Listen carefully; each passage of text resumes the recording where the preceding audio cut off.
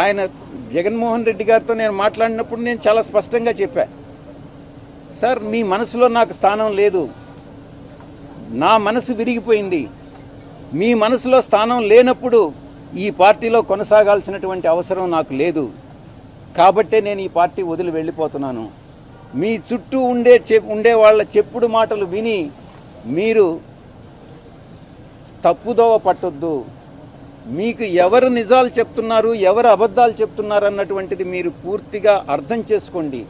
అర్థం చేసుకొని మీరు నిర్ణయాలు తీసుకోండి. అప్పుడు మీరు ప్రజలకు ఉపయోగపడతారు.